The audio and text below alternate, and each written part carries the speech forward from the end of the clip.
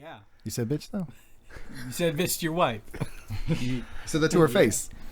I guess. I look to my woman in her ocular cavities. They say each other's names so many times. Yeah. Too. Yeah. The best is when he's like flying through space. The very first sketch. Yeah. Was that their first sketch? Very first- First yeah, one that's- that aired on their show. Okay. And that's what they bring it round all the way back to at the end. At the end of the season is Right. that's the destination that they're driving to at the end. Spoilers for anybody who hasn't seen it. Yeah. It's like ending that it's joke. a perfect sort of Yeah. like Full it's a circle. nice little bow on top of that present that they gave us. God, I miss Key and Peele. God damn it. Hello, everybody. Welcome to Bonus Commentary, my weird little slice of the internet. Today, I am joined by... Oh, we're doing it. Hi, I'm Peter Weidman. And I'm Zack Finfrock. Yay. And what do you guys do? We Ooh. make things under the name Zap. Mm-hmm. Because that's a cool name. It sounds sci-fi, right? Yeah, it's dope. It's sweet. Everybody knows what it means. We do multimedia stuff. We've done everything together, working together from live action fan films on the internet to ads to directing stuff for Blizzard to doing all sorts of small video game content. We love it all, and we like to sort of bring it all together in under one house. Awesome. Yeah, Yeah. we are entertainers and gamers, and that's about it. Mm-hmm. True FUBU, if you will. We're still working on our dance, though. You know what I mean? I'm pretty advanced. I'm trying to get Zach in on the stuff where you kind of like wrap yourself up in the ribbons and you pull yourself up and you let yourself down really quickly. He's not into it, though. No, I have two right feet. Mm-hmm. I mean, I was confused just hearing it, so I can only imagine. It's a level of artistry that I'm just trying to get other people on. You know, We'll we're get not there. we're not on your level. We will work towards it. I appreciate it, but this is your wheelhouse, though. I'm happy It's to be true. here. And it was your suggestion.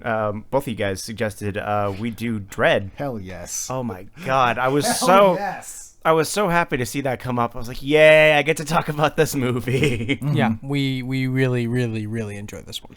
Yeah.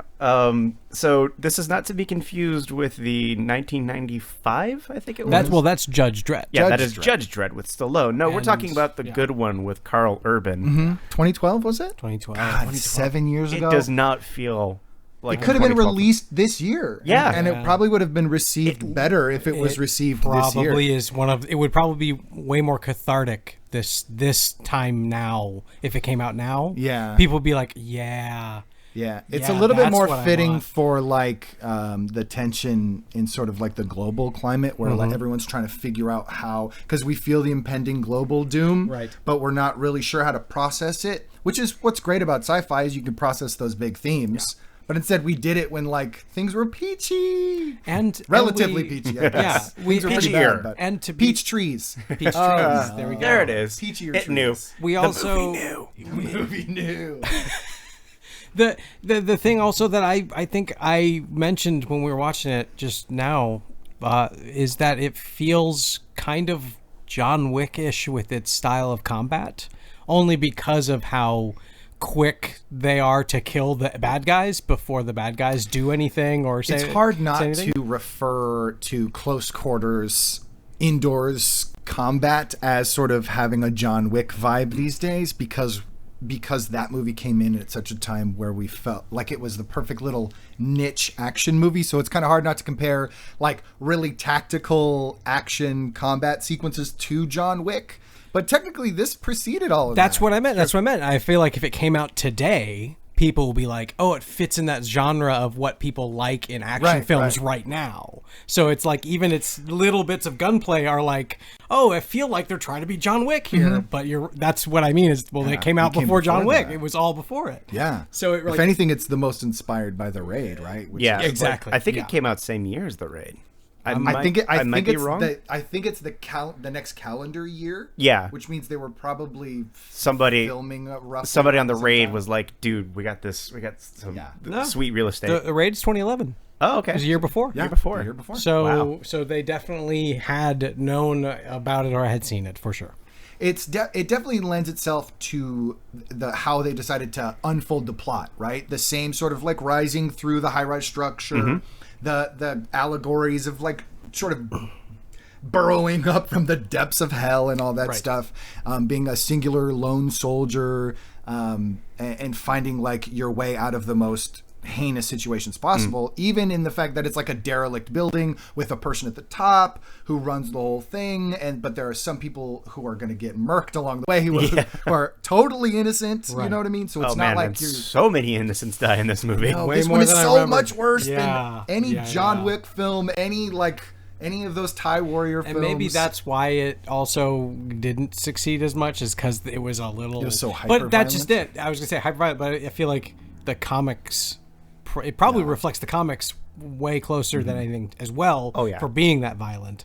But for sure, the movie version is super... The kids survived, though. The kid was fine. All the kids. None of the kids get it. If that's one thing that we should take away from this podcast, and the kids survived. And the two teenagers just got stunned. So we watched his dad get completely riddled with probably 1,000 bullets. Shot in the face. He gets to live, but, he gets to struggle in peach trees for the rest of his life. The Judge Dredd sequel is the kid grows up to be a judge, or... He blames Judge Dredd or takes Mama's spot. Oh shit!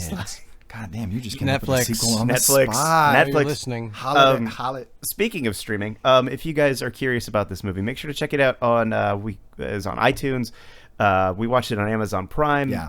Purchase it. Yes. Just go. It's honestly, a great. If you haven't seen it, buy it. If you don't own it, this is definitely a own, in my opinion. Yes. Especially now, since it's like a 2012 movie, it's probably like $5 or something stupid cheap. Yeah. And it holds up.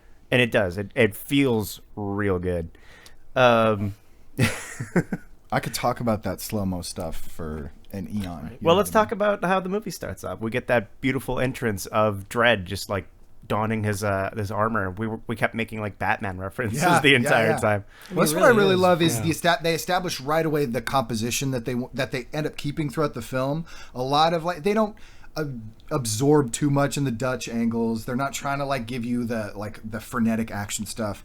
They set up a lot of beautiful panels, a lot of tableaus. They use a lot of shadows, which is great because Dredd is half in shadows most of the time anyway.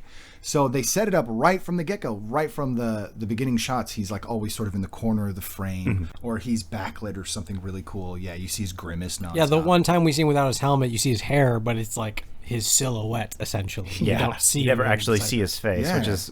It's a great cinematic way of doing a very similar comic book feel without going too far like Ang Lee did in the Hulk kind of thing. You basically plaster it on the screen. Right, and it makes sense he has his helmet on the whole time. He's working, it's his uniform. Yeah. We also don't see the other Dredd uniformed police officers without their helmets, except for the rookie, and she has her reason. Yeah. She's got the lack of helmet. It interferes with her psychic abilities. Yeah. So helmets really do interfere with them. So maybe just in instead of Batman 2099, it's just basically Dredd. You know what I mean? Right. In Mega City, they need someone like a Batman. Right. And he's just the Batman of this city. Yeah. Bat Punisher. Yeah, exactly. That's and we're after that we get the opening sequence where he's riding through the streets of Mega City, which I believe was originally shot in Chicago.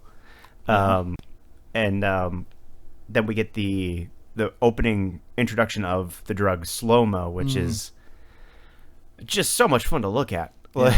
It's a perfect juxtaposition to the great action that's coming in right before it, and then the introduction of the drug with the coloring, with the huge color change that they do, super rainbow effect. Yeah. Mm-hmm. Honestly, I think it's really cool that they immediately show that it is also not an ability enhancer in the sense of I can now see everything moving and I can react and use it as to my advantage. No, it's literally it's you're just experiencing time at 1% for however long. Euphoria. And then exactly, but you can't process it or think about what to do or how to change things because you're still physically moving at that 1% speed.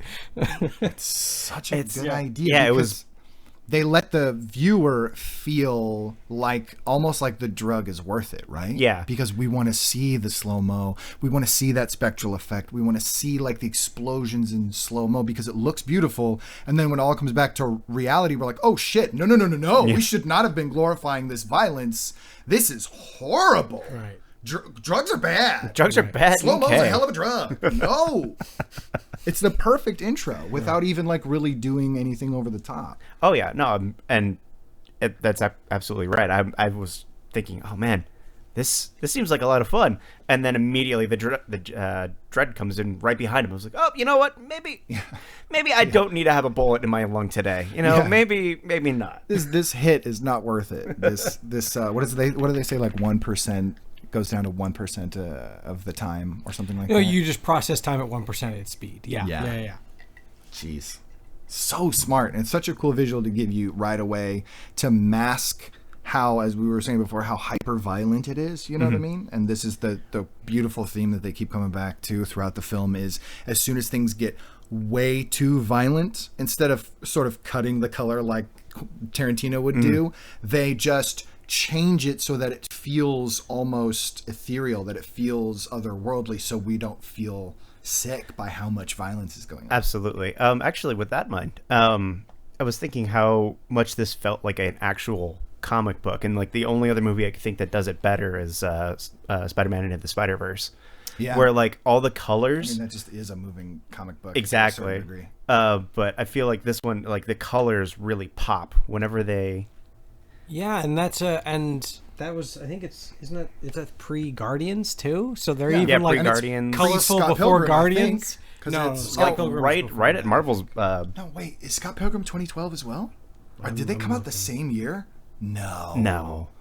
Fact check me on that. No, it's 2010. 2010 for okay. that, of course. So, well then, Scott Pilgrim really did a lot of brilliant sort of. Well, Edgar Wright, that's automatically cheating. Yeah, well, that's true, but pulling as it's from, a comic book source with specific panels, I think they did a really good job of sort of making it feel like they could have the splash pages without ruining the feeling of film in the process, which comic book movies do more often than not. Right. But I think Scott Pilgrim is a really good example. I think 300 is a really good example, and I think Dredd is a really good example too. I just realized, we're talking about Dredd as a comic book movie, and it's hyper violent, right? It's very clearly rated R. Why don't people reference it when people try to say, where it's like the whole Deadpool argument, like, oh, this is the first super successful I guess because maybe it wasn't successful. So, never mind. Don't take me down the Hancock road, dude. I'll talk about Hancock all day. Okay. Hancock isn't. He was successful, rated R. right? He should. Yeah.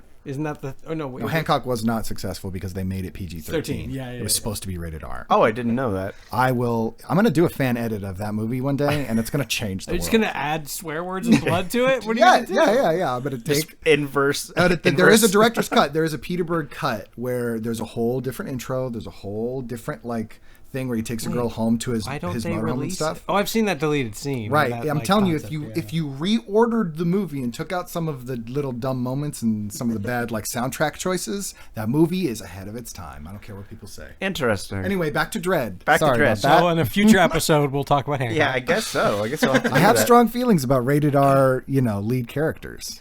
That's fair. Yeah, the car chase ends with Dredd basically shooting out its tires. The van flips over a couple of times. He follows the guy into the mall. The hot shot moment. Yeah. We get hot here's shot. what I wanted to say, and I thought about this. Yeah, he had to stop himself while the movie was playing. He was like, "Oh, I'm saving it." Because I have a question, and I realized I had to stop myself from asking it earlier because I needed to watch the entire film to make sure my question was going to make sense. So he has all those this is the first introductory of the gun having different types of bullets, right? His Call of Duty. Yeah, you say a thing out loud, it changes and it acknowledges the voice, and then you shoot and it's a thing. So after watching the entire film, spoiler to people who have never seen it and are just listening to our go buy it right now. Stop it. Without Stop watching it. Go buy it. By the very end of the film, he's never used hotshot again. This power he uses on this guy, this one enemy. So that means he had a single version of this bullet in there, right? Mm-hmm. What was that bullet for other than a spectacle kill? Because a normal bullet, a singular bullet, would have done exactly the job. Yeah. And it seemed like obviously it played more into his phrasing, and he just said hotshot, which then reminded himself he has a bullet named hotshot that he can use. So let's say he didn't in the moment choose to use the hot shot in this murder. Yeah. Which it was cool. I mean, don't get me wrong. It was fucking, yeah. it was Let's awesome. just say he just wants to one-shot him. Well, yeah, he just used a normal bullet. Negotiates over, click, and it's John Wick done, right? What would have the hot shot bullet? What was that? What's its actual purpose? I think it's an incendiary bullet. No, he says incendiary, and he shoots the flares he across uses the the thing. white- he uses the white That's powder. why Okay, I'm okay. like, what is okay, so hot shot My- is like a singular beam, like it's meant to do like a lightsaber thing where you basically it like burns through like a metal It'll door melt or through something. things. Yeah, I you like guess? shoot a metal door and it would like melt Melt the door, the and you door could kick it in all handle? cool and shit. Man, Yeah, I that's fair. guess, yeah, hot shot. I saw it as like Yeah. The better that question would've- is why does he waste the hot shot? That's on what this I'm fucking guy? saying. Yeah, I was like, well, I obviously wasn't expecting to be locked up in a tower, but like, No. Here's what I like the idea that all of the Incendiary. judges get to choose the name of their bullets. right, yeah, okay. And there we so go. it's just normally they're like, Judge, did you just choose to call one of your bullets hot shot? yeah. And he's like, trust me, it's gonna be great one day. I'm gonna be a guy who's gonna hostage situation, and I'm gonna be grimacing at him like I always do. And I'm gonna call him a hot shot, and he's gonna be like, "What did you say to me?" And I'm gonna be like, "Hot shot." And you get it because my gun's already gonna be loaded. And then I'll pull the trigger, and he'll melt in front of this innocent person, and she'll thank me. I promise. Right. That's the so rookies that's- applaud. And Right. Dread. He wakes up. Oh goddamn. But really, that's my question. I What, took like, it as like a flare, like an emergency flare, because it kind of has that look about it. like a burn flare. Yeah, like a- just in his head. Yeah, and it- hot shot. Still, you're gonna say like hot shot. yeah, and then hot shoot it shot up flare. In the air? Yeah, no, saying Not it out loud. SOS. Okay, so my small counterpoint to that, which is not a valid counterpoint, my small counterpoint is we only see him cycle through the bullets in that bad scenario, and he gets to a bullet that he can use. Right? He doesn't cycle through everything and he says empty. He eventually gets to a bullet that he can use. Right? Yeah, which one? So was technically, we don't see him cycle through everything. We don't know that that's the was end of high the cycle. explosive. High explosive. He may have Which had he did another use hot once shot. before. Yeah, he did use the used it bullet twice. That's Maybe twice. maybe hot shot. It's if you think about it alphabetically, maybe hot shot's just right after high explosive. Well, here's the thing: the other Dredd, the other other judge. There we go. Yeah, the other judge knew he was out of bullets after firing that last round. Yeah, somehow. he said I would be sweating if I didn't know you just ran out of bullets. Yeah. So there was some acknowledgement that maybe we Lex. missed, just or How some does like. Lex know the things that he knows? Judge Powers. Yeah, that's They one went of to his judge school. Yeah, his bullets detect when other people are out of their bullets. Let me get that counter. Yeah, let me get those counter bullets. I actually really wanted to talk about that. There's a great bit where he's got the hostage, and Judge walks. He walks in, but we don't get to see it. It's just out of frame in like the upper right corner. There's like a mirror, and it's just Right. it's so nice. Like that Composition is so good. Yeah, It really is. There's no It just wasted felt- shots in this movie. There's Even no when he's sh- walking through the hallways, it's Right. like, yo, why does that look so dope? There's no He's just- shaky cam. It's all steady. It's all smooth. Yeah, that's yeah. one thing I think American films suffer from is just too much damn shaky cam. Yeah. Well, it's hiding stuff, course. essentially. You know what I mean? It's masking. Judge gets called away afterwards to go deal with the Hall of Justice for some reason. Turns out he's getting a new partner. Just for some reason. Just for some I just reason. love the idea that it's called the Hall of Justice. The Hall of you know? Justice. And it's that giant tower with like the hologram of like the eagle, Right. the gold Swole fucking eagle. and shield. It's just amazing. The judges in the Hall of Justice. That's just crazy.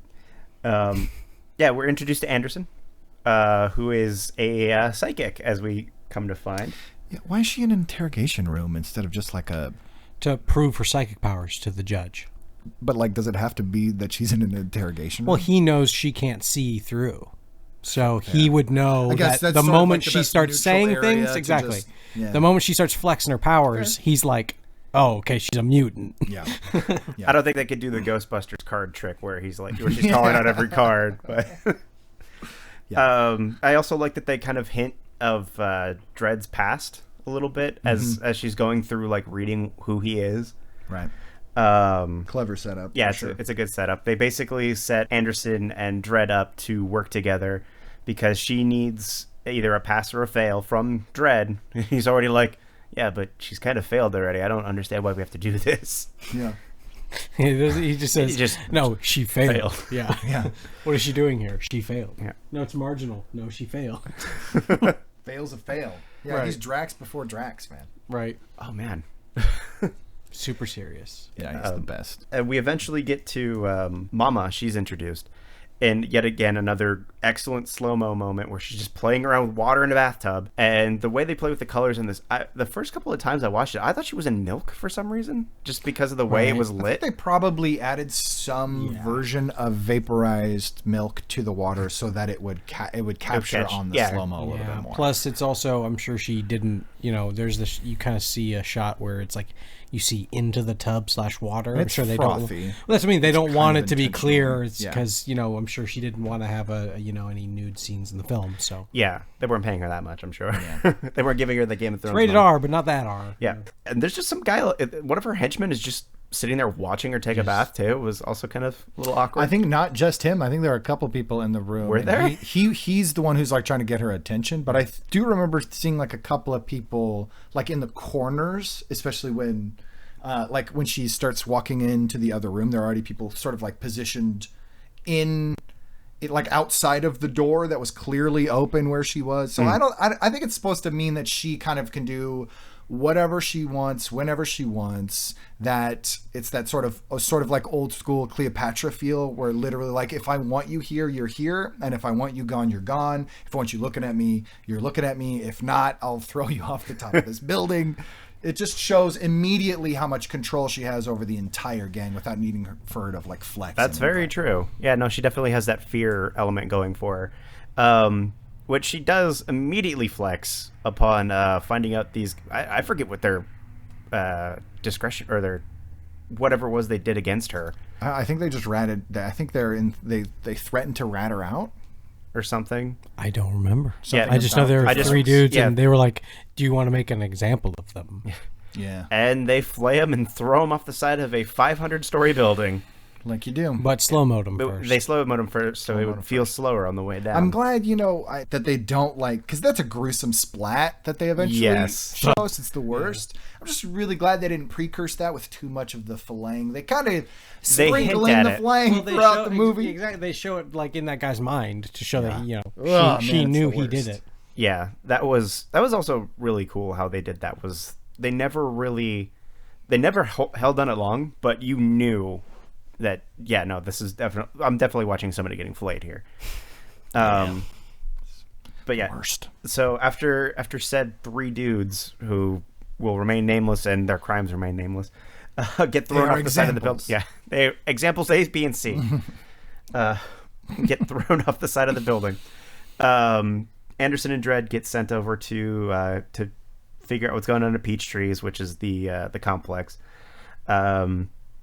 We get a quick exposition from a nearby ambulance medical. I don't know what to call him. The guy who runs the med bay. The med bay guy. The doctor. He just shows up. The local doc. He also knows everything about all the drugs and all the shit that's going on. He's the the middleman, the spy class. He's the one who has the voices rogue. and all it. Yeah. Throughout. Yeah. Mm-hmm. He's the master of whispers. Yeah, there you go. Yeah, exactly. The master of stitches knows all. Mm-hmm. I'll stitch you up, but you got to give me information. Neutral ground. Yeah. That's his character's name. Neutral ground. Now it is. Oh, damn. Spoilers. We get in. They walk in, and there's just a dude who's kind of just hanging out. They infer that if he stays there, he's gonna get arrested. A homeless guy outside. Yeah, just a homeless guy. He's like, no, I'm gonna move. That's right. I know I'm gonna move. He doesn't move. Yeah. Another example. I feel like that's like a really weird commentary of like the tone of the movie, not necessarily anything other I think than it's more like, the tone of the writer. Like, I don't deal with vagrants. Oh, right. No, but I mean in the sense of like this world is so hyper commercialized or hyper like mechanical in a way where it's there's very little safety precautions for shit like that, right? Especially when somebody can just no leeway take for control. Any crimes, right? No leeway. It's it's like you're ISO cubes and this and that, or you're dead. And so the idea of like a door shutting down, that, and then also a homeless guy happens to be sitting where the door shuts, and it shuts, and where it probably hasn't for who knows how long, so why would he ever think it would shut, right? Yeah. But the idea that it just does and murders him, and then there's just a pool of weird, like, liquid coming out from the bottom of the door is like, fuck this world. Yeah. Yeah, it's a little harsh. It's very harsh. I mean, When you got 800 million people in the city a quarter of the size of the United States. It really is them sort of pulling themselves up through 500 floors of just pure hell. oh, Right. yeah. Right. Lots of bullets, lots of hell. Basically a precursor to Doom. Yeah. Kind of feels like. Yeah, very Which Dante's starred Carl Inferno Urban. kind Oh, So yeah. keep in mind. That's right. of- Yeah, I know. He was like, I got to do one right. I wonder if his wife was like, honey, do you have to grimace when you're at home? He's like, I'm getting into character, babe. Just trust. They're not going to show my eyes. So he's got this whole iconic thing where he's got this tiny little grimace. I got to get it right. But babe, you're scaring the kids. They knew what they were getting into. The creepy thing is his eyebrows are neutral, but his mouth is super, like, so it's just He's smizing like Tyra Banks. He's like super sweet all the time. It's like, why? Why is your mouth turned down, Dredd? Fuck. I know you've seen some shit, but Yeah, we still can't determine whether or not this was an abnormal day for Judge Dredd or just like a regular day at the office for him. yeah. He definitely treated it like another day at the office by the end of the film, but that Yeah. may just because that's how cool Dredd I was gonna is. say trying to it's play way it more off. yeah, it's way more. I mean, honestly, as soon as he happened to do the paperwork, they'd be like, "This wasn't no drug bust. What are you talking about? An entire level. was 17,000 people died out of the 75,000 who lived there." There's an entire floor missing. all because they didn't shoot one guy during the drug bust, which we should probably let you get to. Yeah. Sorry. No, it's fine. That's what this whole podcast is all about. Okay. Yeah. If only they had popped him during the drug bust. Yeah, that's actually where my note is. Is the drug bust, and the guys, the perspective was really cool because whenever the perspective was on Dredd, everything was in normal, and then whenever you were on one of the drug guys, they were still high on slow-mo, so everything was going in slow-mo. So you would get this like maybe 3 frames of Dredd shooting somebody, but like 2,700 frames of some guy's like guts being pushed away by the force of gravity from a grenade. Right. Yeah. Oh, when the door explodes, when Yeah. the guy is like, Yeah. flying. By, I know, showering you with light effects and beautiful rainbows, and you're like, why? And then all of a sudden he's just, there's this splash of red, and you're like, oh, I don't like this. Splat. But it's like what? It literally is like watching a car crash in slow motion. You're like, I can't. How do I look away from this? Even I know it's going to be horrifying. Yeah, there's a terrible ending, but the ride there is pretty cool. Apparently, in judge school, they teach you to shoot for the cheeks, Yeah. 90% of the time. I mean, it seems super effective to me. Missing the cheek is an automatic fail. Automatic fail. No cheek shots. Automatic fail. At least one cheek. You're going to be an S-class hero so if you get cheek shots. Got cheek. Yeah, cheek. Like Tom Cruise in Collateral, where he's Right. like, blah, blah, blah. Gotta hit him in the cheek.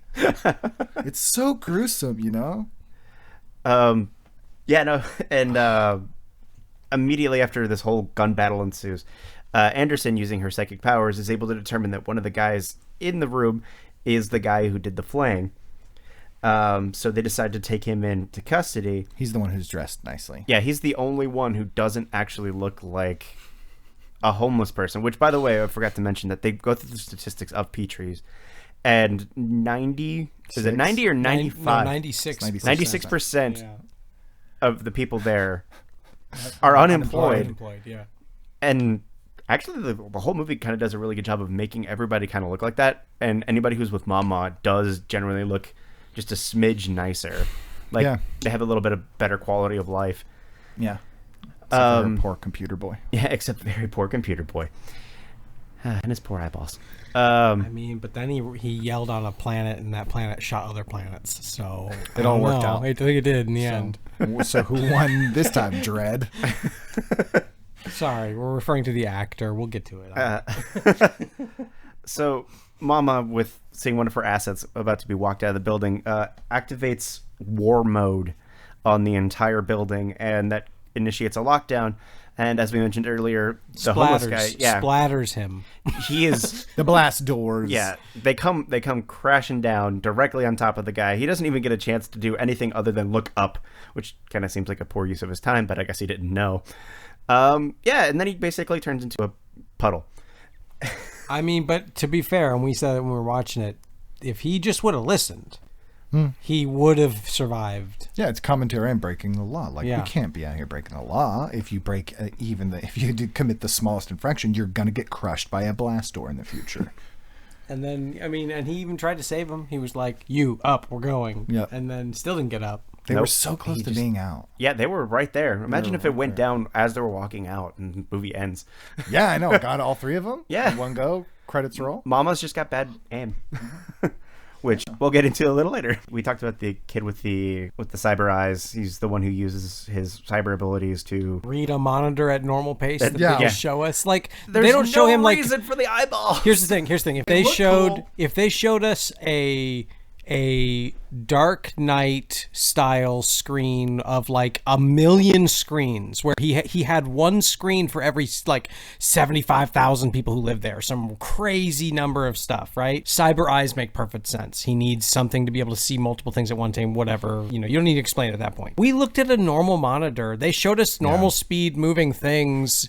He hacked it. He wasn't typing incredibly fast. And each time they did a close-up, as beautiful as it really was just an aperture sort of changing Yeah, back it wasn't and really forth, doing which anything. would have just focused. So he just zooms into a giant monitor that's already big. Here's what would have been dope, is if he could have like read like invisible code that was on the screen that was only visible to whatever his ocular And then that implants helped him- were. yeah, it and helped no one him, could like see the layout of peach trees, but he could see everything kind of a deal. And he can like hack because he can see which code does what. Yeah. I wonder if the eyes actually weren't meant to read computers super fast. I wonder if it was just a replacement because Mama is so Yeah. sadistic. We see her ripping out his eyes. Yeah.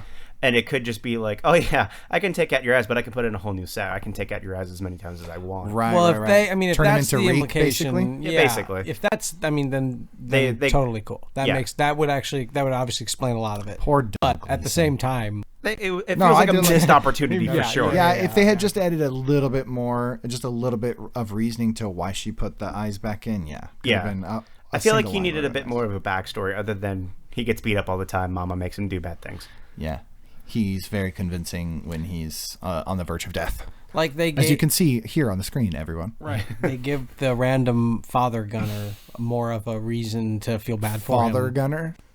Well, you know what I'm talking about. We'll Yeah, get to it. yeah. It's right. It's like next thing. But I'm saying Yeah. like the Oh, idea yeah. that we care more about his death than we do the safety of this just like guy who gets beat up a lot. Yeah. Even though we see him physically get like bullied and in trouble the whole time, he's still like we don't like. Yeah, he's kind of a wiener. Yeah. Like nothing really happens with him. He just kind of exists. He has a Reek existence. Yeah. Yeah. Oh no, poor guy. Oh no! Knife in his belly button. But it's okay. We'll But get it's to only Tuesday. Hey, maybe it ends up good, everyone. Maybe Maybe. he gets out. No, he moves in where she got thrown out the window. Now he lives in the penthouse and controls the whole thing. But he's kind. But he's a nice guy. He's a nice boy. He changed his name to Peach. These are my trees. You've Oh, come so to he's the right gone castle. insane. Yeah, peach trees, no Mario. What the hell? What the hell? But there's another gun battle ensues. Anderson kills one of the bad guys. This might become important later. Just one though. Yeah, just one particular. And actually, the acting for this bit is pretty damn gripping. Mm-hmm. She pulls the trigger on this dude, and they hold on her and you can feel all the emotions. Like obviously she was not having a good day with that. It was really It's easy. a great setup. Yeah. Right. It's a really good setup. Yeah, it's because we see in her mind, in her psychic mind, that this man is doing it for his family. Yeah. Is that when she sees it? No, she sees it. She would see it later on But down the she's line. worried. What is she worried about him about shooting him? Oh, because he's just like super. Like, He's kind of dead already. please help. Yeah, you're right. And it's You're really because we're supposed to feel more like Judge is still assessing her. You know what I mean? So we're like, oh yeah, you got to murk this dude in order to pass your test. And then, oh shit, they hit us with it later. They definitely make us focus on him for like 5 shots in a row. Like, it's like 2 long shots, and then like he's in a reflection by himself, and you're like, remember this thug. Remember this guy's face. They're not all nameless. They actually have lives and families. Oh, I'm reminded of that bit in Borderlands 2 with Claptrap. These guys had lives and families. Never mind, fuck those guys. That's perfect. Yeah. Anderson is able to save everybody by using her psychic powers to open up a door that was in the middle of a corridor where they would have probably been killed. And they stop this woman who basically says, okay, fine, just get out of here as soon as possible. Take the service elevator. GTF off my floor, essentially. My man is out there trying to kill you, and if you get out of here, then you won't kill my man, basically.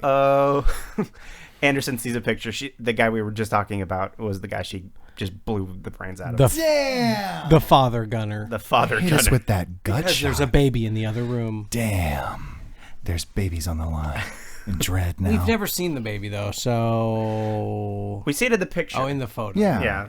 You're right. And the psychic, we're supposed to trust the psychic You're abilities, right? Yeah.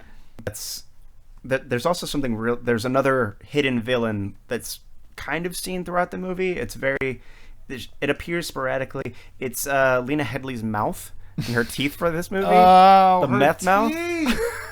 I mean, I get it. Like, I get it. Make her nasty, but like, don't make me ill. She's already. It's rough to. It's rough. Every time she smiles, she reminds me of the Grinch a bit, like drug lord Grinch. Yeah, but Just even the Grinch's teeth were like... If the Grinch had 8 other Grinches, Right. You know what I mean? Like a Or like series of slow- sharp or like teeth. what needed to, be the first Grinch prostitute, if you know what I'm saying.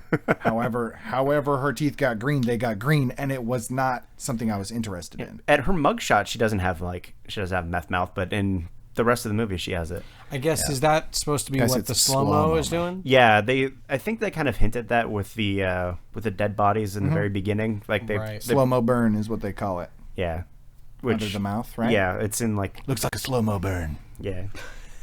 It's a hell of a drug. So I've taken some. It's great. So Dredd decides to opt to take on Mama alone because they get locked into a corridor again. So he's like, "Yeah, I need you to go into this area over here. I'm gonna go fuck with Mama real quick. You may want to take your own life. Goodbye." Right. Yeah, it's a hell of a way to say bye to your rookie for like possibly the last time, Yeah, right? a hell of a thing to say to anybody on their last. Especially because it gives the guy who she's with all of the cannon fodder he needs to try to fuck with her in the next scenes. Until she slaps him in the head. Like, She turns it around. I really like the turnaround in that. Yeah. Yeah, What do you think about it's now? Comeuppance in this movie is great. yeah, they do some amazing revenge in this movie. Yeah. Judge is like, deuces, I'm out. And then in the most Cersei Lannister fashion in a non-Game of Thrones anything, Mama pulls out 3 Gatling guns and opens fire on Dredd. And it's this great scene of just bullets whizzing past him and killing all the innocent people, except him, of course. And the kid. And the kid. The kid is too small. He's too small of a There's target. one kid That's who the survives. reveal at the end. Yeah. Right? So the kids are like After all the bullets. he was the only one who got behind an adamantium table. Yeah. Or just stay low Duck and enough. cover actually works, guys. I feel like they showed Dredd start to crawl, and I'm like, yeah, everyone else. He really what the hell? managed to sort of have like a force field around him for like the bullets were like right next to him for like the entire time, especially even when he gets back to the elevator shaft and he's like, well, we're all gonna be safe down here. Then the elevator shaft starts getting like completely desecrated, and it's just like right around his head, and they start getting smaller and smaller, and you want to think this is so cheesy, how have none of these bullets hit, but the only thing you are caught up in is get out. It does feel like that. Like you don't even have time to process just how absolutely absurd everything is. The amount of death. The amount of death. Yeah, like they even walk through a little later, like the amount of bodies they just created. And then Dredd throws her number 2 off. Oh my God. What a gangster move. It- After landing in the b-ball court. Yeah. And then going back. And then, yeah, we have to go back. Yeah, he goes outside, right? And then they holler to the people. They finally get comms because he finds a way outside of the building. He lands on the basketball court where all the kids are. He radios for help, and then they realize that they're cornered because the basketball courts are hundreds of stories up in the air. They were at 76. They were on floor 76. So it was 75, that thing. Holy shit. So, I mean, one, that's just bad parenting, letting your kids like hang out anywhere near that. Right, like... And it's got no railing or anything. Apparently it's code because that's how all of the buildings were created. They showed in a the bunch of wide those- shots, you see like these huge outdoor balconies, which I feel like they're not all skate parks. There's It's probably like- other it's like. Yeah, I'm basically sure they're actually, parks, like, right? penthouses. Recreational parks. You wouldn't have to go down 75 floors and outside. But why no safety railing? 75 stories. A up in the dork caging? squished a homeless man. That's why there's no safety railing. That's Fair. the world 'Cause it they've costs a set. little bit, yeah. 96% These unemployment. kids know if they fly off this too far, they're what falling happened to Tommy? 75 floors. He fell off basketball court 3. Yeah. Yeah, he's in Recyc right now. Exactly. But it's, Whatever. we're missing, but at least our meals are cheaper, so, life goes on here in Mega City 1. I want to see this. I want to see that as the Netflix series. I want Yeah. to see that character. I'm writing it. I've been writing it for 7 years, apparently. Ever since I saw this the first time. But yeah, no, we get that great moment where after all that death and devastation, Dredd just kind of like casually comes back, grabs the bathtub guy who was watching her, and just throws him off the side of the building in the Takes best Littlefinger, return. tosses him. Yeah, and then just like turns around and walks away like it's not a big deal. Right, like he knows you're out of bullets. Like he did the same thing where he goes, you must have used all of your 5,000 bullets, so I'm gonna walk back out and toss. Like they didn't think to, I guess we should wind him up again because he's right there. You know what we missed, and they intentionally cut around it.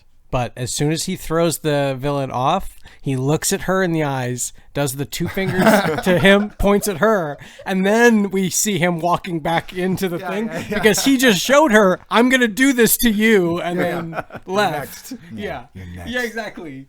I see you. He's such a gangster. God. Carl Urban is Oh my so God. good He in really this movie. does fall, like, he really is the perfect niche actor for this character. What's wonderful about it is what you're saying is so true because it's like what people say about when they put like Christopher Reeve in the Superman suit or Christian Bale in the Batman suit, where the directors were like, they just resonate like on screen. They have presence on screen. Like Carl Urban did that in this movie without an iconic getup on. You know what I mean? Like, the Judge Dredd helmet, but he doesn't have some fancy uniform that people symbolize with. He doesn't have the but Versace he's- designed. But he's still every scene. I know, jeez. He doesn't have the Versace He would've designed rocked it. giant Carl golden Urban shoulder would've pads. Yeah, I like I said gorgeous. earlier, Carl Urban can play a piece of toast. He would destroy that role. Yeah. Yeah.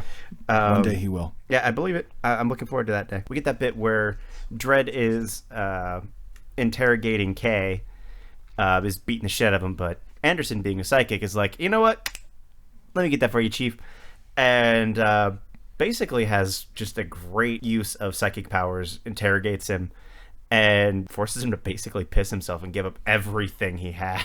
Yeah, it's an interesting, really small glimpse into how, because we see this hyper violence that Dredd enacts, right? His judgment is immediate. He doesn't need to be held accountable in any way. If he realizes that a law has been broken, he's allowed to kill someone. Right. It's the same thing we kind of get to see happen in the psychic aspect of the criminal defense world, where basically the gloves are off. If you get inside someone's head, you're allowed to extract information however you see fit. And that is some real Red Ledger shit when you stop and think about what psychics are allowed to do to people. Mm-hmm. You know what I mean? But here's a heroic one that's awesome. But you kind of stop and think about it, man, does that mean they have other psychics on the force who are like not as good as she is? Oh no, she's number one. Yeah. Right. They say we've never yeah. seen a girl with psychic? scores like her, right? But they have other psychics, don't they? Well, all they say is she is the most powerful psychic they've ever encountered. Yeah. Whether or not they have other psychics, and based on how Dredd reacts to her being a mutant, it's new. It's a new thing. They do say, right, even though she failed, essentially the higher ups think she will be an asset. That doesn't matter if she failed. Gotcha. She's going to be a judge because of her powers. Sort of like so in I do Looper, think it's a new thing. How like telekinesis is sort of like a new developing power in Looper, so that when you get to the end and it's like you see it really strong, it's like, oh, okay, I guess so. This is the day and age when, like, in this movie, it would be telepathy is finally coming into its fruition with this one character. I mean, like that? Yeah, they said that when she was a child, she was born near the radioactive wall, near the end of the zone, and her parents died from cancer from that. So she's born with radiation in her. So she's literally like. Mm-hmm. And then the other guy said when before.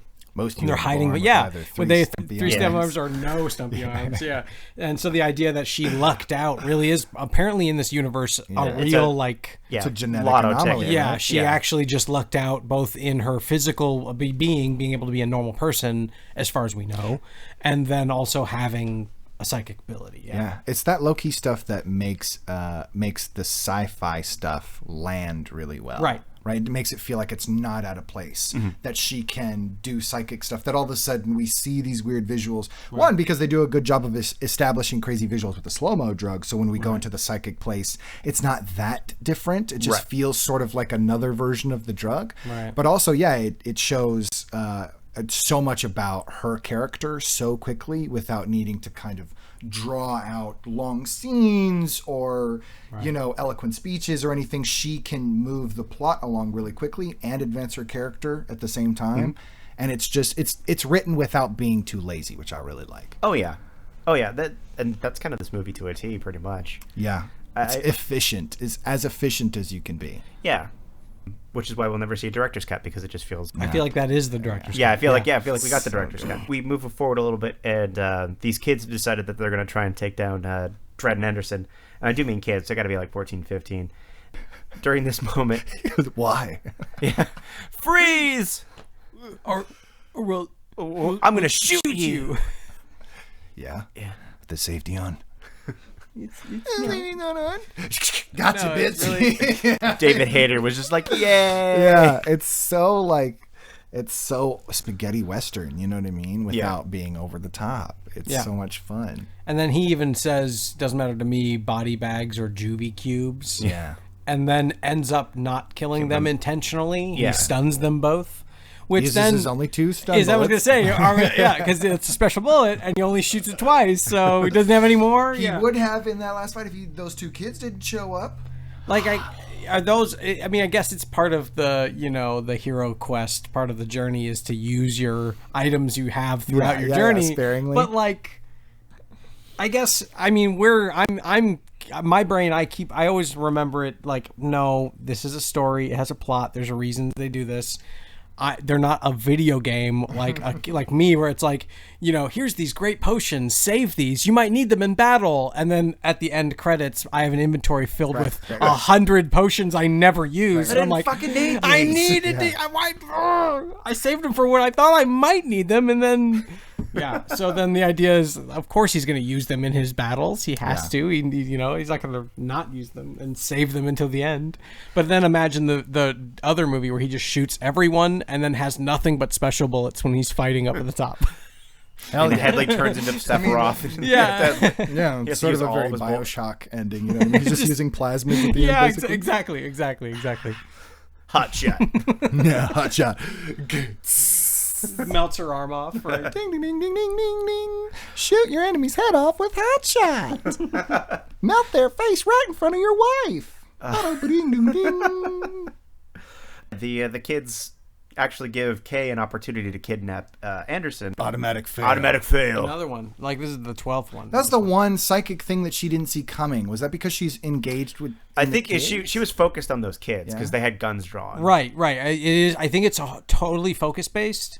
And so her entire attention was on 2 kids holding guns at them. Yeah, I guess. All right. Well, if that's the universe rule, then I'm cool with it. But I was always like, damn, he really had all this time to Right. do all this stuff when before they had this great moment in the elevator, right? Where she goes, sir, he's he's thinking to make a move for his gun. And Dredd goes, yep.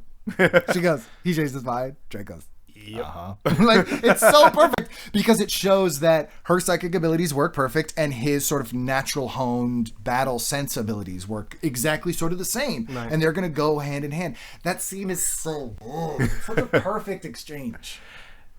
Agreed. Oh, yes. Brain and brawn. He drags her up to Mama. Mama is saying that they're not going to kill her in the traditional sense, as in destruction of a human body. Torture and torture, things. yeah. Mm-hmm. They're going to shoot her a couple of times in the head and chest and call it a day, and basically make it look like it was a drug bust gone bad, which raises a lot of questions because they were just there to checking of the bodies, and that was. They came to yeah.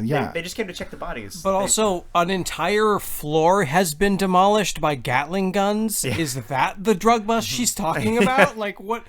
The hundreds of thousands of people dead in the street. That's honestly that's what I corridors. Thought because other than that, it's just there's a bunch of dead piles of bodies throughout peach trees, and then there's the one drug bust that they did in the beginning, which actually looks like a drug bust. That's right. Yeah. Floor, like, yeah. But she literally leveled 50 floors south of an entirely leveled. She blew up half of King's Landing, and she thinks she's going to get away with this? Right. No. She's going to let Danny do the rest. Spoilers. Yeah. Dredd lays down the law in a great monologue over the PAs. Can we talk about how great the fucking intercom PA system is in this movie? And how easy it is to hack. Use it well. They really do use it well. It sounds so good. It's such a good use of sound design.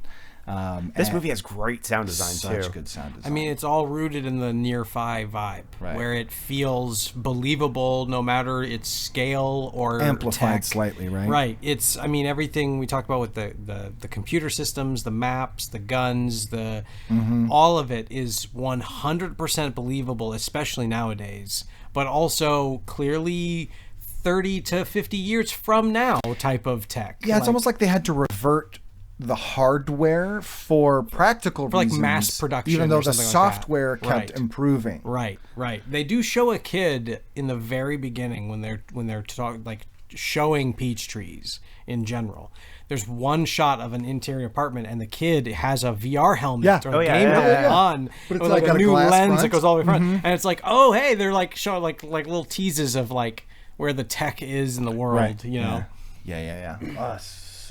It's so much great universe building for something, honestly, that the movie isn't about the universe, right? The movie isn't about the world, but all of the small stuff that happens is so much more believable because of all of this weird near-fi shit that they set up throughout. It's an incredible version of showing and not telling. Yeah. They just visually show you the universe, and you understand its flaws and its abilities right away. And to add to that, Peter actually pointed out something really interesting that I haven't noticed on my many viewings of the movie, was Dredd's helmet actually has like some scuff marks on the side. Yeah. And he goes, is that like claw marks or bullet marks? I had never noticed that before, and it does tell a really interesting story. It tells the audience he's vetted. Right. I mean, even the difference between their jackets, between Anderson's jacket and his jacket. Oh yeah, his shoulder pads are dirty and scuffed and like chipped and things, yeah. And then hers aren't. They're not like bright shiny, but they're way more gold in tint, and they have like maybe one scuff on it. Yeah. Obviously, throughout the film, they both get dirty, but in the beginning, they're just their shoulder pads alone are like clearly different. Yeah. Mm-hmm. Can I add a small addendum to that? It may have been, and I should have said something about this. No, you can't. During the movie, because it would have been better to actually look at the visual. But there's the beautiful shot of the blast doors closing all the way at the top, right? Sort of like the sort of portal to heaven, or the last sense of hope is closing in on them. Each time we saw that roof shot, it looked like either there was a series of wires that were stringing from one side to the other, or there was a huge set of claw marks that was clawing like from one corner all the way out to the other. And the only reason why I think about this is because I realized that the lines met up when the blast doors closed in that ceiling shot. And I thought, that would have been super interesting are they trying to do low-key universe building as to this is what happened to the world, is they got attacked by some like group, like some creature, like race of creatures or something that that's what demolished the most of the country. That's why they all live in this giant megacity that's between Boston and New York, is because it's actually Boston in and this, DC. on DC, yeah, is because they are the survivors of some like huge alien war or some monster war or some shit like that. I mean, I'd be okay with that. I didn't see, I have to look. You have to show me what you mean by the visual. Yeah, I don't recall it myself, Yeah. but that. I'll definitely show, because they show the shot again in the movie, and I was like, no, I'm not crazy. It's either those are wires, which, you know, Yeah, no, could that be makes perfect sense. But we don't see a whole lot of low-hanging wires, but it would make sense for the sort of the set design and the art design. But it did kind of line up with some more sort of like, I don't know, maybe it was just an art design thing that they decided to do to make things look really kind of like beaten down and destroyed in this future. Less like blasts and bullet holes and more like huge strikes, which are a little bit more visually appealing. It could be something as simple as that, but low-key, wouldn't that be dope? Wouldn't it be dope? They have And the crazy judges mutants were and like, robots in the comics. the reason why Yeah. the judges are allowed to do whatever they want is because they were the ones who saved humanity from this horrible invasion. I mean, in the comics, they have a death character who isn't joke. I mean, he's literally like a skeleton man. He's like a zombie person, Wow, I do not remember. and that. he's instead of a judge, he's literally death. There's there's an entire story or arc where judge death. Yeah, Mega City fights off the xenomorphs. yeah. So they do deal with sci-fi for sure. Yeah, High- so like high sci-fi. it's very possible. Yes, I like it. Come on, Netflix. We're writing it already. We get that great moment where the guys hone in on Dredd's signal where he's making this phone call over the PA, and they go to get him, and instead he's up a level and he fires the white phosphorus onto him, which is a war crime. Yeah. Which is And straight it up a war hits crime. all. It's Just straight up a sets war them crime. all Straight on up a war fire. crime. Yeah, he I just. think they started committing war crimes the second they up. walked through the door. I mean, he gassed him on the stairs to kill the first little group. yeah, they Like, didn't even open fire in the first. He just Well, they started patting know them right at that away. point. I mean, that's the whole thing I think about being a judge is they're aware they're coming to attack a judge, therefore punishable by death, Right. regardless. Right, like, right. Even the threat is punishable. by right. death. Squish Hardcore, the door. dude. The door squishes you. Like Yeah, that's the a world. metaphor for life. So with the impending doom that is Dredd making his way up the ladder, actually I think he makes his way down because he's looking for where they make slow-mo. I think they're constantly going up. In all honesty, I think it's a constant. And then floor 200 with the confrontation to her at the end is the final. Like they've made it all the way to the top. Yeah. So the production is, I think, floors like 95 to 195 to 200. Don't they or something like that. they mentioned something about it earlier in the movie. I should have remembered, but they do say something about which floor they process the slow-mo on because she started her gang relations only From the owning bottom. like Yeah, a and then- certain amount of the building before she kind of took over everything, right? And got rid of those other two gangs that were in there. I think that had to do with the placement of where her slow-mo was. So I think it's somewhere in the middle of the building, which kind of gives it a cool feel because we're used to feeling like drugs are made in a basement, right? Yeah. We want that feeling of I like, mean, oh, I they're just said that hidden they away. were, so that tells you where my brain is at. And it very possibly is. I Yeah. mean, upon another Yeah, viewing, I we don't may think go, they- oh, I don't think they ever really acknowledge the exact floor. They just know that it's all made in peach trees. we see the elevator moving a lot. That's Yeah. all we know, Yeah. really, is we see that People shot. go of up, go. People go down, and like there's that bit where they do jump out of the building and onto the skate park. Yeah. And it's suddenly nighttime, and I was like, wait, how they went in during the daytime? How long have they been in there? Right, and then it's morning when they're coming out. Yeah. Passage of time. So we get introduced maybe the last 30 minutes of the movie. We're introduced to the corrupt judges. Oh man, what a cool squad. concept. Yeah. The late game Open boss. up, and the door opens. Yes. You're relieved. You're relieved. I'm so glad that he didn't pop those two judges. You know what I mean? I thought that would have been a little too easy for them to be like, yeah, and then be like, wait, we didn't radio for you guys. Bang, bang. It's like, no. They're smart and they're just hella corrupt. And even and they even have like pretty good like foil character reasons, morality reasons for being there, right? Yeah. Which are all justified because they've already set up how horrifying it is to live Yeah, in they Mega literally City. said it's a meat grind. The How Mega hard City one it is is a to meat be grinder. judged, Yeah, yeah. they just pull the lever. Yeah. Yeah. It is a really, really good late game because it's something you don't expect as a viewer. You know what I mean? Because we can kind of see his progression, sort of like through the goons, through the top level guys, and then past the security system to the boss. We've all seen that sort sort of story unfold before, whether it's in whatever medium. But to add like the tactical equal of Judge Dredd to really show that he's not just a judge that's capable in this situation, but he is the best judge exactly that we know. That's what I mean, and that they know. They even say, and that's what it reminds me even more of how the concept of John Wick is, where everyone is aware of who this man is. Oh, right, yeah. And therefore that The is Judge that's the Dredd. setup for, it's like 1 million credits. It goes, 1 million?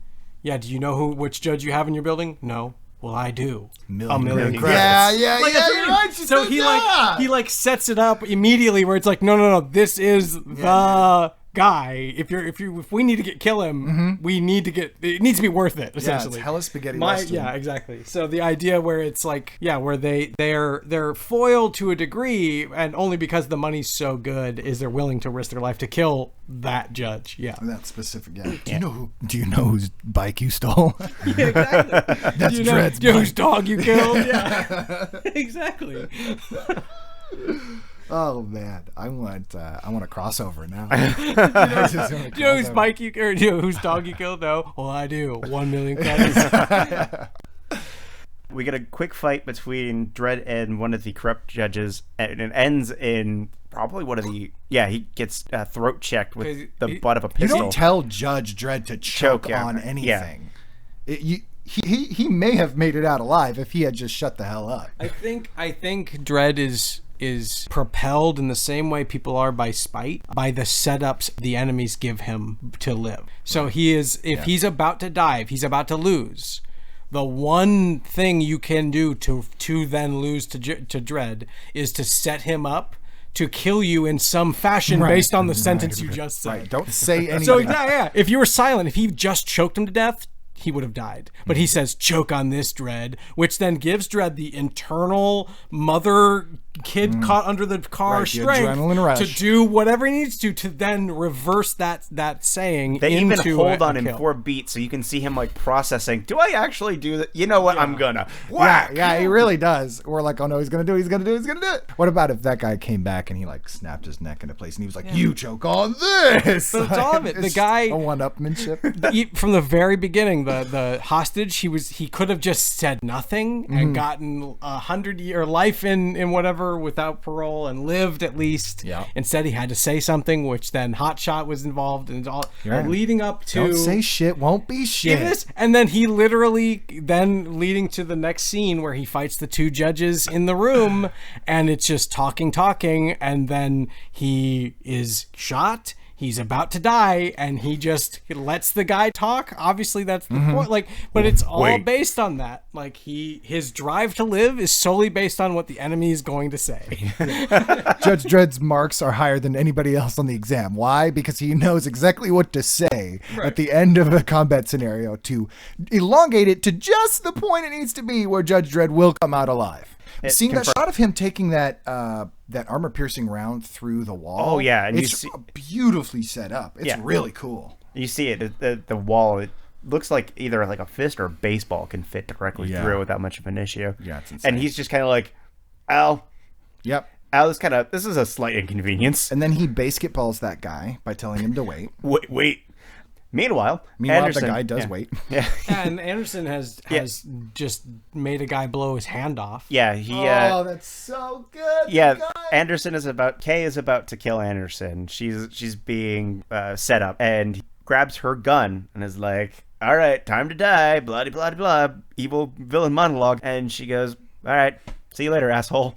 And he blows his arm off, and Like that he gun, clearly that wasn't gun's a paying bomb. attention in the beginning of the movie. If he course. was watching the beginning of the would have movie, seen he would have DNA seen that if you're a he judge, did Mr. Videotape. Yeah, you But need to have your wouldn't- DNA. I feel like tested. that'd be common knowledge in this universe, where the judge's guns. maybe not because Are everybody DNA-based? who grabs him that's not a judge dies. True, but like I feel like he was smart enough to at least, or maybe it's new tech. Maybe that's. I'm just gonna say it's new tech. Yeah, it's Maybe new new tech. tech. Yeah. There was that line where they said, "Oh, this new tech this is new gun dope." exploding, not DNA. I mean, they tech. even have judges on their team. Like Mama has the corrupt judges. Yeah. So they would, maybe. He's just actually stupid. He's just He really just an doesn't idiot. seem like the smartest guy, right? He really is just the guy who gets caught. We're at no point in time supposed to think that he's like the hand of the queen. He's just the idiot with the info. He's like the lieutenant who got caught instead of killed. Right. The whole thing, that whole floor of people would have been saved if he had just taken a bullet in that drug bust. Yeah. And in the time that it takes for Anderson to not only kill this guy, kick his head, basically end him forever. Oh, it's so good. She makes her way down, kills like 3 dudes, and this guy is still making the monologue about, wait, Judge Dredd is telling me to wait. And it's like the super long monologue. The Judge Dredd. His last words are wait. And like he must spend like a minute and a half doing this monologue. And then eventually Anderson just shoots him in the back, like rips his face. Like, blah, blah, blah, blah. Yeah. From bullets out the face. From belly button to nose, just It does. This is the bullets. first time I've noticed that he does get sort of riddled from the knees up, but the last few bullets come out his face. And it's like, oh, damn, that's rough. Yeah, you earned it. But he was He gets corrupt, for running his mouth, y'all. Yeah. All he had to do was shoot and move, and he would have been fine. No, which Dredd does efficiently. He says one catchphrase line and moves on. He knows how to do it. He knows exactly how to Wait do for it. her to shoot you. The end. set it up, He gets it's all himself. good, He gets himself stitched up via Stapler gun. stapler gun. I think you have my stapler. Yeah, it's all in his belt. It was his standard field dressing. Again, might actually be Batman. We all know that's how you heal high caliber bullet wounds, right? You know, Armor piercing. Is to fist staple your size guts. holes in your Yeah. gut. You Don't know, worry about the stuff in between. It's just the outside you need to worry staple about. that shit. what's Rough it up. internal bleeding? Be a man. Liver, stomach, kidneys. No, what? Judges are more machine than man. Right. Anderson, Dredd, they find Mama at the top of the tower. She has attached to her pulse a transmitter that will blow up the first 50 floors or the last 50 It's floors. the top 50 floors. top 50 floors, And excuse me. Other 50 floors will reduce the bottom 50. She just says it's gonna blow everything up. She says it's gonna Everything. She says like the receiver is at the up here where she is, and so if she dies, then it triggers 50th floor, which destroys floors 50 through 100, and then she says, and then the rest will fall. She does say the rest. There are enough explosives on this floor to take out the top 50, and then the others will fall. Yeah, something similar to that. But he's like, well, Shouldn't have can the said that. transmitter go through 100 floors? How about 200? Let's find out. Yeah, which I know we're kind of jumping past the big climax of the film right now. I mean, He shoots her in the stomach too. Yeah, It's really- yeah, he gets her in the gut. I mean, frankly, you guys should calls have her seen bluff. this movie by now. He calls her bluff Yeah. big time, which Judge Dredd does exceedingly well. But then he says, will it get through 100 floors of concrete, which I don't really understand, because it's not like he buries her under 100 floors of concrete. No, her heartbeat would stop, but if it stops after 100 floors, the transmitter wouldn't be powerful be enough able to pierce the concrete. No. I mean, it's only because it's like a 50 floor transmitter, right? Then we never know. He's just calling her he's bluff in calling the her sense of bluff. how far the why distance can be. Oh, right, because they're 200, They're 200 floors up. That's so why he's he just says, saying 100 floors of concrete. Right. Oh my maybe God. So it's 200. so she takes out the top quarter. Remember, she's in that little window Yeah, above all the yeah, other yeah. floors. So he's got 200 floors below them to toss her off before she'll die. Yeah. Before the transmitter will turn off. And this was the first time that I saw, once she takes the bullet to the gut and falls back on her bed, she has the option to reach over her head, Right, and grab grab an a Uzi Uzi, that's yeah. on the bed and kill herself, stopping her heartbeat, which would have been successful. But instead she's like, nah, I like your way. I like your way better, Dredd. Let's do it. So he hits her with some slow-mo and tosses her out a window, and the last beautiful bit of slow motion in the entire movie. She even passes through the smoking ashes of some of her guys that got hit with the white phosphorus earlier. The glass follows her, and we get that super satisfying bit where she just splats on, like, we even get to see it, like, as she's like 2 feet away The camera from the floor. got clipped through the ground in like Yeah. a video game. Yeah, it's like Gary's looking mod. up. Yeah. Yeah. Hold on. Go to photo mode. Yeah, hold on. Now Turn move the around camera and down. Slow down, to 100%. I wonder if the slow-mo guys worked on this movie. to get those the phantom shots? I don't know. Maybe. Because they were just, I mean, they were some of the only guys who were doing work with. I think they're doing in this movie. Do they do 100,000 frames in this movie? I'm not sure. I don't They know. do. I know they were for using sure Phantom. yeah, and they it definitely went used Phantom. to crazy. I mean, obviously they can do so much more now that it's been 7 years since the tech has advanced. I still can't believe the movie's that old. I think the movie the slow-mo guys worked on that was big was Sherlock. Yeah. But I think I know that they called in a specialized YouTube team for this movie. I mean, really? somebody can fact check me on that for sure. But I think part of the team that they used, they called in because they saw their slow-mo work on YouTube. Okay. Yeah, I had no idea. I know that Mystery Guitar Man is actually just did Arctic with Mads Mikkelsen. I did not know that. Yeah, we got that at work, and that blew my mind to see him. Like, I'm used to him with his sunglasses on going, "Hey, guys!" Instead, he's like, "Yeah, so I really wanted to do this human-driven picture." Yeah. It's like, what are you doing? Yeah. I really do love the sort of reverse theme of Ma getting tossed off the top of her tower, Yep. you know what I mean, and witnessing in slow motion all of the catastrophe that she has wrought in slow motion as she kind of accepts her death, you know, in 1% the speed, very similar to how we see the first guys die. Obviously, this is the theme that we see people getting tossed off, you know, Falling is the theme of the movie. But yeah, it is really interesting that they hit us again at the end with this, her getting tossed out the window in a very violent way. But then it cuts to the view from the outside, and it's like she's being showered with crystals, you know what I mean? And she's blowing the smoke out of her mouth in this almost peaceful way. And every time I Even watch the music lines up with like a peaceful tone. it really is. It feels very ethereal, very angelic. It really makes you, as a film viewer, subconsciously question why drugs are effective in this sort of in this climate, right? Where people are just looking for a way out. People are looking for an escape from the hyper violence that they find themselves surrounded in. And that's the only time that we see slow-mo used, other than Ma in the bathtub, is when it's incredibly violent. We never really see it being used to the point where we as the viewer should go, oh wow, that's really beautiful. Maybe they should protect that drug. Even when they do close-ups of it, it's got that weird oily substance on the inside, so it doesn't look like it's supposed to be healthy. It looks very visceral. Yeah, it looks like almost gore. And just using that as a stylistic choice for violence in this movie, I don't know why it's not sort of talked about more as an example of, it's the same technique that people like Tarantino use, where they're like praised to the high heavens about how they juxtapose their violence with sort of the serenic energy that you put up against it to make your viewer kind of think about a little bit more than just the plot, just the violence, just the character decisions.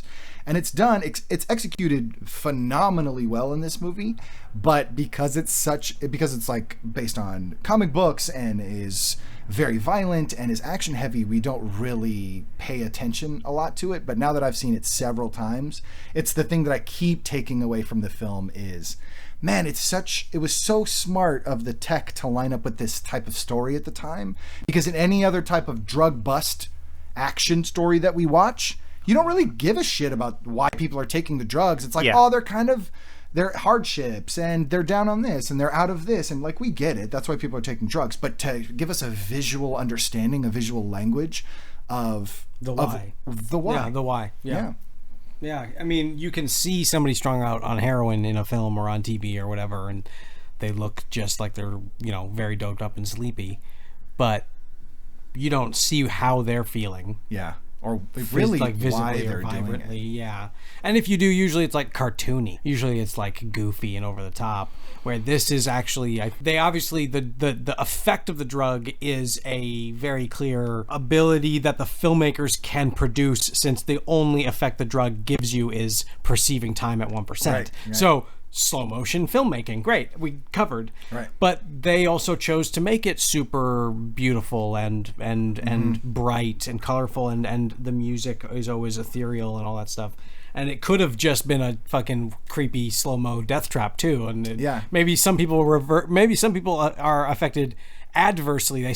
They're still affected with the slow motion, but everything's dark and like grim. It's like, oh god, wait, it's fucking terrifying. It's just like torture porn at that point. You know? Yeah. So it's like, man, who knows? You know? Yeah. I feel like the director. I feel like the whole team, the whole behind the camera team, from the cinematographer to the director to the entire editing team to the people who colored the movie, did all the VFX, kept the movie grounded in an impossible way. Like I don't know many other near-fi movies, even movies like Equilibrium, other near-fi movies that I'm obsessed with, like Looper, don't feel as realized as Dredd does, because Dredd has its own genuine universe of the mega cities and their sort of new sense of law and order, and they can tell this really concise story without needing to, like, you know, have a holier than thou reason. It really is just telling you what life is like in this possible future, unless people get their shit together. And this is a drug in that city. Yeah. It's like everything that we know about modern society, but it's ultra maxed out, right? It's hyper realized to kind of make you go, well, God, that would be crazy, huh? No, I don't want to try slow-mo. What do you ask? Yeah. Every time I see somebody hanging out in between giant blast doors, I say, you gotta move! Move, man! Move, man! We end the movie with Anderson, although she thinks she didn't pass, she kind of just walks out with somebody else's, like, submachine gun, which is basically evidence. Yeah. Then there's no reason for her to have a gun anymore. Yeah.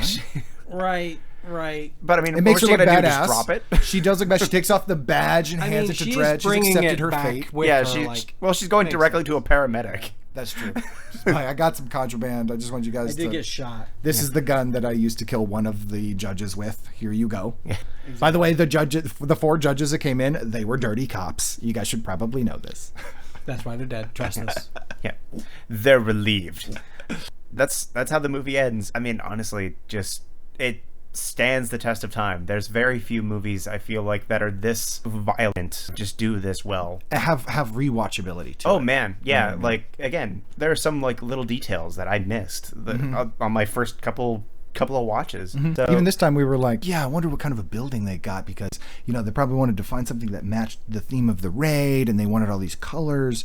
And then I was like, nah, they probably just, you guys like, yeah, they probably just built a bunch of hallways so they could get all the shots that they wanted. I mean, they build 2 long corridors, 1 set of staircase, 1 elevator shaft, and then just repurpose. Yeah, like the like middle zone where, you know, he has the map and he goes through the map and stuff like that, is the same location on the set where they set up the miniguns. They just flip the set deck and make it look like it's the other side of the thing. It's a really smart way also to reduce your budget. Mm-hmm. You know what I mean? Oh, and there's that one henchman that we're convinced got recycled, and he's got this terrible wig on. At least I hope it's a wig. They were like, listen, we have to give Andre a line. Like, we have to. Where his executive producer is his dad. He's not here.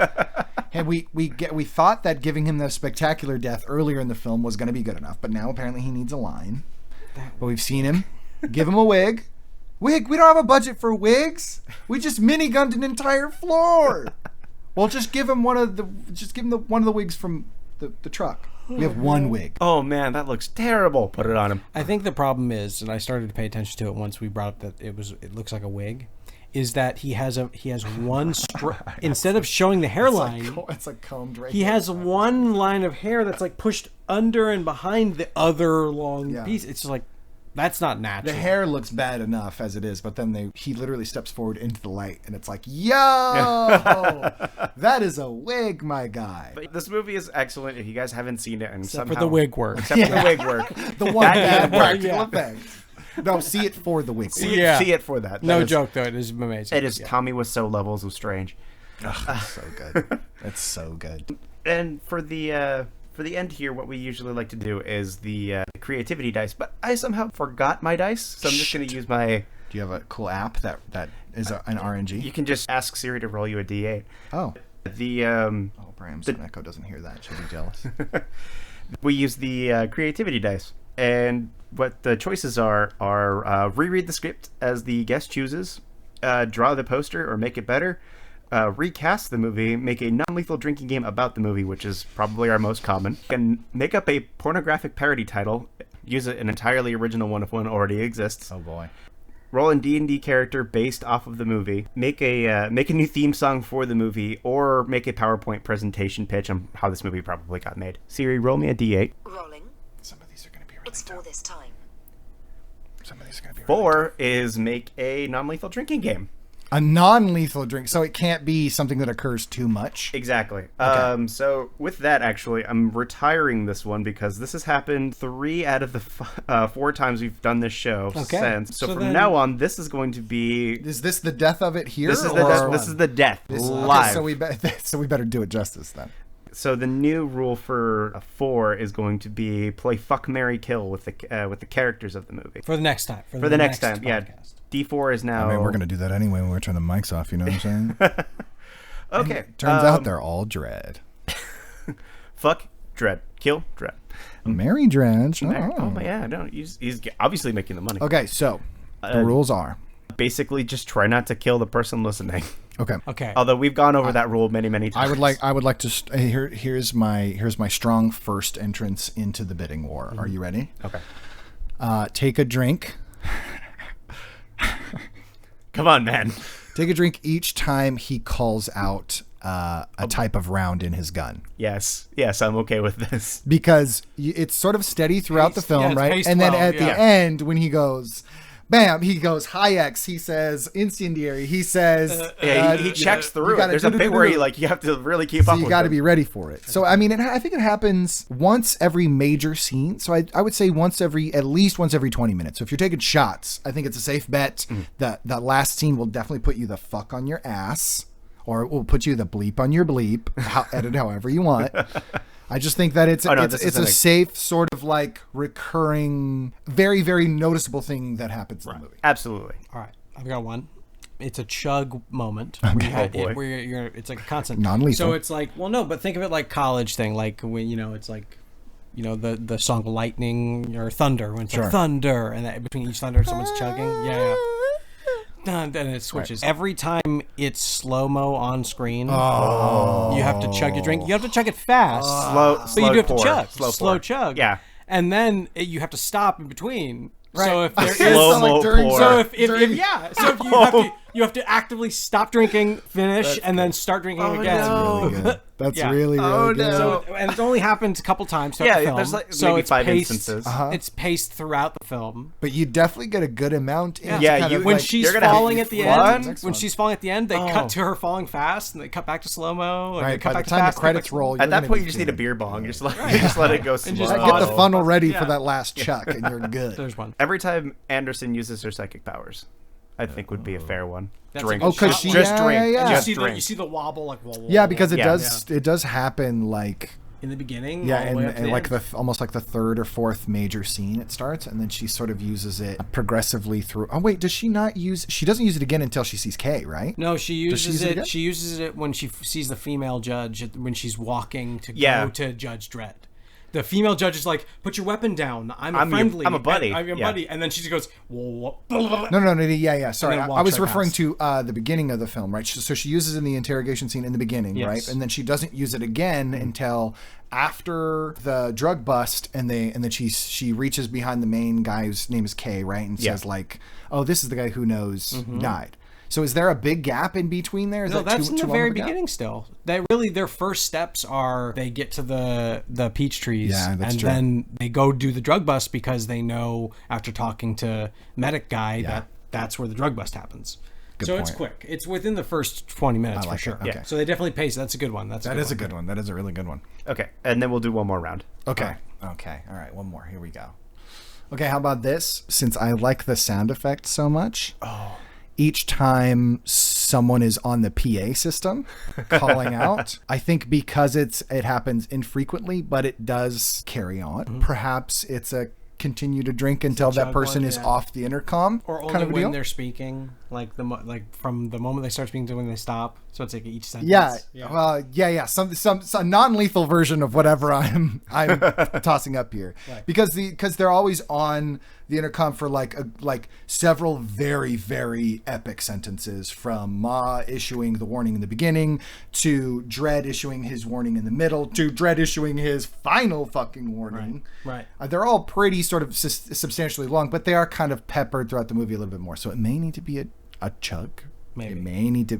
I guess use your discretion, people. Use your Yeah. discretion on that one. Drink to have fun, not to kill yourself, Yeah, please. yeah. I need you to listen to the podcast. Even maybe when you're hearing the reverberation sound effect of the intercom. Because I'd be like, that would be me. That sound would come on the intercom. I'd be like, oh shit, it's gonna be a day. And then all of a sudden he gets on the intercom and be like, damn, it's gonna be a week. I live on the 76th floor. I told you we should have moved. Last week I said we should have moved. Up. All right. My next one is, it's a shot. Every time it's a close up of the blue eyes, the camera eyes. Oh, camera eyes, man. Because they show it like 5 times or Yeah. 6 times, but it's like, we get it.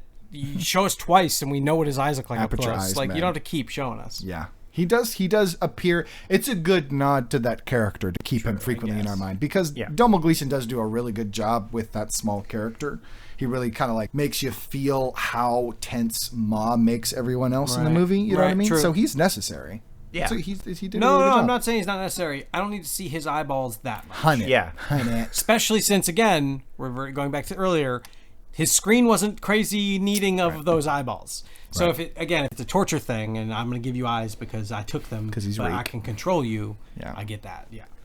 And I think my final one will be every time they make it onto a new floor. Ooh, Drink. each time they move up. As in, like, if they're taking an elevator, take that as just like ascending up to a floor. You obviously don't have to chug 500 times, but 200. 200 times. Excuse me. 500 would just be absurd. But anytime they're clearly on a new floor. Yeah, every time they're on a new floor, finish what you have in your. Ooh, finish.